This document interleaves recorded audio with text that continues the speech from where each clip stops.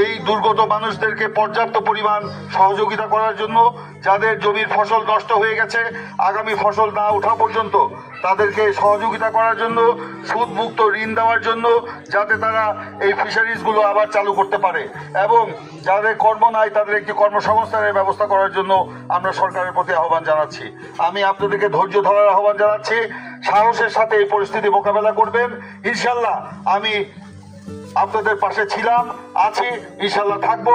বিএনপিও আপনাদের পাশে থাকবে, তারেক রহমানও আপনাদের পাশে থাকবে। আমি আপনাদেরকে ধন্যবাদ জানিয়ে আমি আমার বক্তব্য শেষ করছি। ভবিষ্যতে ইনশাল্লাহ আবার আপনাদের সাথে দেখা হবে।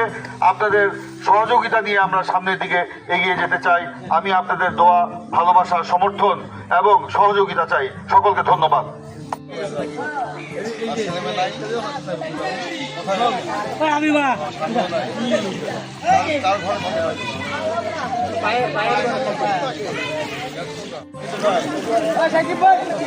দর্শন পরে বাড়িঘর একটা ঘর খালি আছে আর সব দূরে গেছে কি করে না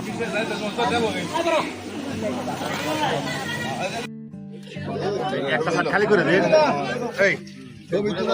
এই সাইডটা খালি করে দিন, এদিকে তাকান। হ্যাঁ হ্যাঁ হ্যাঁ, ঠিক আছে ঠিক আছে।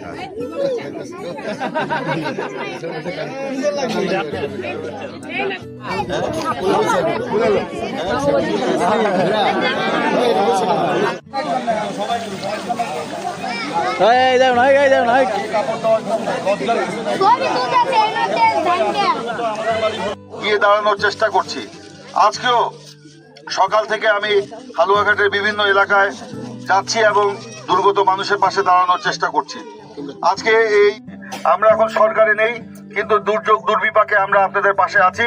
ইনশাল্লাহ আপনাদের ভোটে আগামী তারিখে যদি আমরা সরকারে আসতে পারি, তারেক রহমানের নির্দেশে আমরা এখানে উপস্থিত হয়েছি।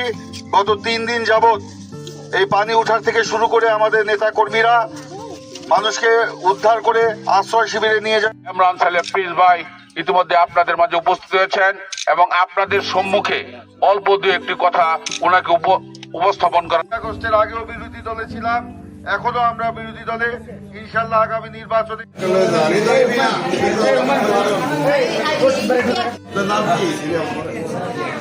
বাড়ি কোথায়? এখানেই বাড়িতে কি বাড়ি ঘর ডুবে গেছে?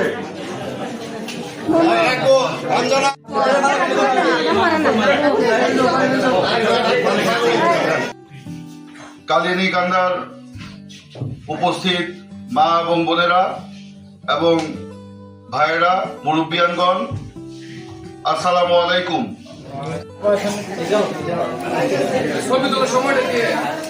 রূপালী বেগম শান্ত ভাগ করাবে।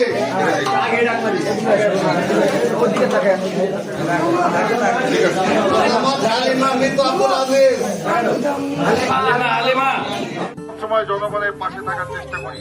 দুর্যোগ দুর্বিপাকে বিএনপি জনতার পাশে।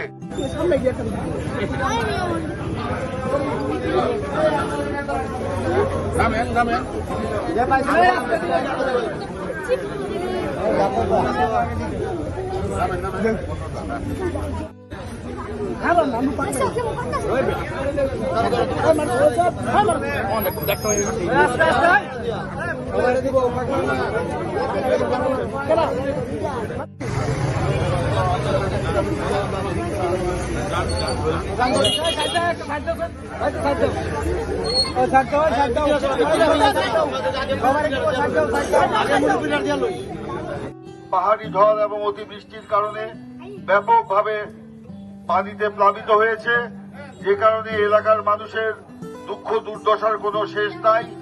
আমাদের এই এলাকার মানুষ গত 30-40 বছর পড়েছে। এরকম পরিস্থিতিতে আপনারা কেউ মনোবল হারাবেন না। এই প্রাকৃতিক দুর্যোগের সাথে ভারত থেকে পাশে আমরা আছি। আমরা অন্তর্বর্তীকালীন সরকারের কাছে আহ্বান জানিয়েছি যে সরকার যেন আপনাদেরকে পর্যাপ্ত পরিমাণ ত্রাণের ব্যবস্থা করে এবং যাদের ঘরবাড়ি ধ্বংস হয়ে গেছে অন্যান্য সুযোগ সুবিধা দিচ্ছি। আগামীতে যাতে আপনাদের, আমরা জেনেছি অনেকের অসুখ বিসুখ হচ্ছে, এখানে মেডিকেল